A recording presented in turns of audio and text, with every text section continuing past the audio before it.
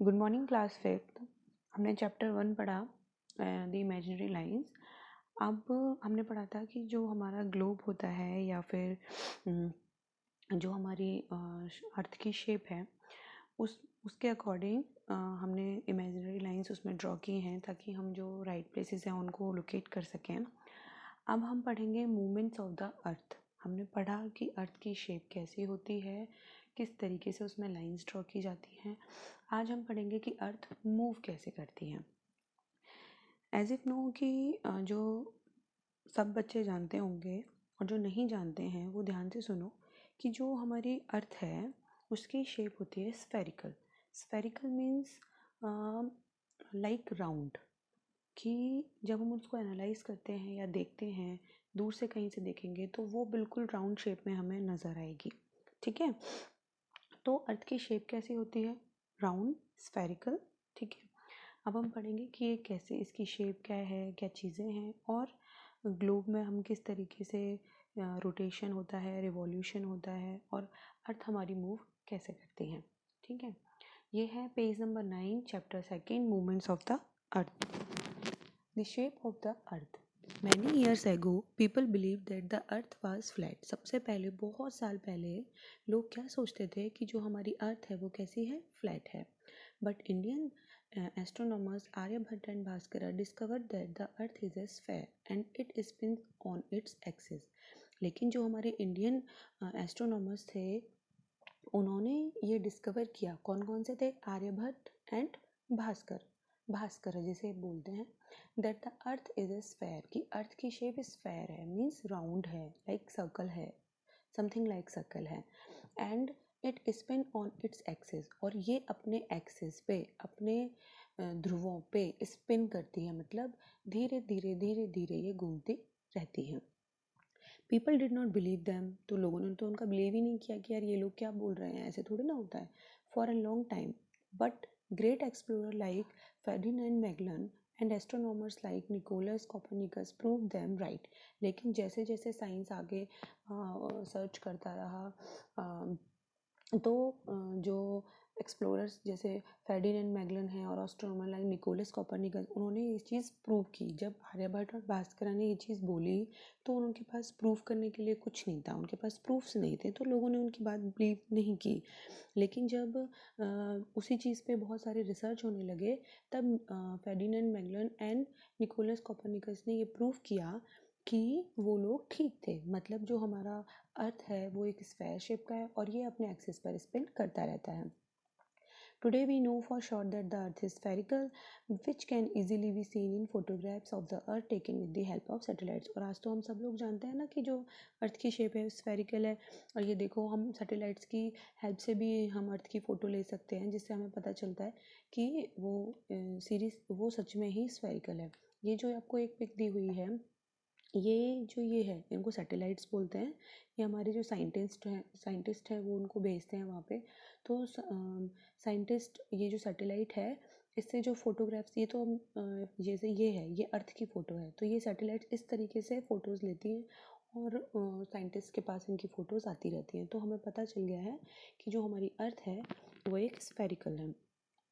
It is easy to learn more about the earth with the help of a globe. अब हमने पढ़ा था ना लास्ट में भी कि ग्लोब की हेल्प से हम इजीली उस चीज़ को इमेजिन कर सकते हैं कि कैसी हमारी अर्थ है। तो a globe is a model of the earth with ocean, seas and continent shown on a smaller scale. तो ग्लोब क्या है? एक मॉडल ऑफ अर्थ है विद ओशियन, जिसमें हमने ओशियंस को भी, शीज को भी, कॉन्टिनेंट्स को भी दिखाया है ऑन ए स्मॉलर स्केल। सारी चीज़ों को बहुत छोटा करके हमने ग्लोब पे दर्शाया है ताकि हम ये सारी चीज़ें पढ़ सकें। ये आपको एक ग्लोब दिख रहा है ना, ये देखो ग्लोब दिख रहा है, तो ये ग्रीन, येलो, ये सारा पार्ट लैंड पार्ट है, और ये जो ब्लू ब्लू ये सब पार्ट दिख रहा है वो वाटर पार्ट है। मतलब इसमें ओशियन भी हैं, सीज भी हैं, ये सब इसमें इंक्लूडेड है। और इसमें आपके सारे के सारे कंट्रीज़, कॉन्टिनेंट्स, वो सब इसमें इंक्लूडेड है। Okay, more about the globe. अब हम ग्लोब के बारे में पढ़ें तो look at the globe, it spin around a rod which has two ends. अब ये देखिए, ये जो ग्लोब बना हुआ है ये एक स्टैंड पे रखा हुआ है और हैज़ टू एंड्स, इसके टू एंड्स है। एक ये एंड है, हमने पढ़ा था ना north pole and south pole, हमने पढ़ा था, this is north pole and this is south pole. Okay, this rod is not absolutely straight. अब आप देख रहे होंगे कि जो ये रॉड है वो स्ट्रेट नहीं है, इस तरीके से नहीं है, वो स्लाइटली टिल्टेड है, इस तरीके से है। मेरी पेंसिल को देखो, स्ट्रेट नहीं है, वो स्लाइटली टिल्टेड है। ये तो हल्का सा टिल्टेड में झुकी हुई है। In the same way, the earth also spins or rotates on an imaginary line called an axis. इसी तरीके से, जिस तरीके से ग्लोब है ना, उसी तरीके से अर्थ भी है, वो भी स्लाइटली टिल्टेड है, और वो भी धीरे धीरे, उसके भी दो एक्सिस हैं, है ना, और वो भी धीरे धीरे रोटेट्स होती है। और जो हमने माने हैं दो, उसके जो ये दो एक्सिस माने हैं वो इमेजनरी हैं, कि हमने ये ऐसे हैं वहाँ पे, और इनको हम एक्सिस बोलते हैं। ये क्या है, ये दिस इज कॉल्ड एक्सिस। ठीक है। द टॉप एंड और the north most point of an axis is known as the north pole. जो टॉप मोस्ट पॉइंट है नॉर्थ एक्सिस का, उसको हम नॉर्थ पोल के नाम से जानते हैं। And the bottom end of the southern most point, और जो बॉटम एंड है साउथर्न मोस्ट पॉइंट का, is called the south pole. ये हमने पहले भी पढ़ा था। ठीक है। The astronomers have found that the axis of our earth does not stand upright. जो astronomers हैं उन्होंने क्या फाउंड किया कि जो हमारा अर्थ के एक्सिस हैं does not stand upright, वो बिल्कुल ऊपर की तरफ खड़े नहीं है, मतलब सीधे ऊपर की तरफ खड़े नहीं है। ये है ना, ये इस तरीके से झुके हुए हैं, दिख रहा है आपको? देखो, आप जब देखोगे ना, सीधे अपराइट किसे कहते हैं, इस तरीके से, कि कोई चीज़ इस तरीके से अगर खड़ी हुई है उसे हम अपराइट बोलेंगे। लेकिन जो हमारे एक्सिस हैं वो इस तरीके से हैं, slightly tilted. Okay, it is tilted it at an angle of 23.5 degree, और ये कितने एंगल पे झुके हुए हैं, 23.5 degree from the perpendicular as shown in the figure. अब जैसे हमने फिगर में देखा है, यानी कि इस फोटो में हम जो देख रहे हैं उसी तरीके से 23.5 डिग्री जो एक्सिस हैं हमारे अर्थ के, वो हल्के से टिल्टेड हैं। ठीक है। This is known as the inclination of the earth's axis. और जो एक्सिस एक तरफ झुके हल्के से जो टिल्ट हैं, उनको हम क्या बोलते हैं, this is known as the inclination of the earth's axis. ध्यान रखिएगा, ये क्या है, इंक्लिनेशन ऑफ अर्थ्स एक्सिस है। ओके बच्चों। अब है मूवमेंट्स ऑफ द अर्थ, कि अर्थ किस तरीके से मूवमेंट करती है। The earth takes on two movements. Earth कितनी मूवमेंट्स लेती है, टू मूवमेंट्स। ध्यान रखिएगा, कितनी मूवमेंट्स लेती है, two movements. Spinning around itself like a top. एक तो वो स्पिन करती है अराउंड इटसेल्फ, खुद ही घूमती है। मतलब जैसे आपने एक बॉल ली और बॉल को ऐसे रखिए आप, और उसको हल्का हल्का हल्का हल्का इस तरीके से घुमाते जाइए, तो वो क्या होती है, स्पिनिंग अराउंड इटसेल्फ, मतलब खुद से एक ही जगह पे खड़े होकर घूमती रहती है, जैसे कि ग्लोब घूमता है। नोन एज रोटेशन, उसको हम रोटेशन बोलते हैं। And revolving around the sun known as revolution. और एक तो कैसे कि अपनी ही जगह पे घूमती रहती है, स्पिनिंग अराउंड इटसेल्फ लाइक अ टॉप, तो इसको हम रोटेशन बोलते हैं। और रिवॉल्विंग या रिवॉल्यूशन क्या होता है, कि जब सन होता है, सन अपनी जगह पे घूमते घूमते वो सन के चारों तरफ चक्कर लगाती है, उसे हम क्या बोलते हैं, रिवॉल्यूशन। ठीक है।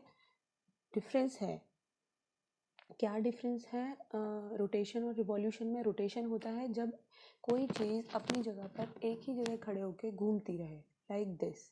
देखो ये पेंसिल है, इसको अगर हम ऐसे घुमाएं, ये घूमती रहेगी, ये ठीक है, दिख रही है ना आपको, तो ये घूमती रहेगी इस तरीके से, तो ये क्या हो गया, रोटेशन। ठीक है। और अगर हम बोले, जैसे हमने ये माना कि ये मार्कर है सन और ये है अर्थ। ठीक है, this is sun and this is earth. जब ये घूमते घूमते अर्थ इस तरीके से सन के चारों तरफ अगर चक्कर लगाने लगे, दिख रहा है आपको, तो हम इसको क्या बोलेंगे, रिवॉल्यूशन। जो ये यहाँ से यहाँ जा रहा है उसको हम बोलेंगे रिवॉल्यूशन। तो ये चीज़ ध्यान रखिएगा। कल हम नेक्स्ट क्लास में हम पढ़ेंगे रोटेशन ऑफ द अर्थ, कि अर्थ रोटेट कैसे करती है, और भी अच्छे तरीके से। तब तक आप इसको पढ़िएगा। और एक आपको एक क्वेश्चन करना है, व्हाट इज़ अ ग्लोब, कि ग्लोब क्या होता है। ठीक है। क्वेश्चन क्या है, व्हाट इज़ अ ग्लोब, लिख देती हूँ मैं, व्हाट इज अ ग्लोब। ठीक है। और एक प्यारी सी पिक्चर भी बनाइएगा ग्लोब की, make a picture. Okay, what is a globe, make a picture. चलिए बाय।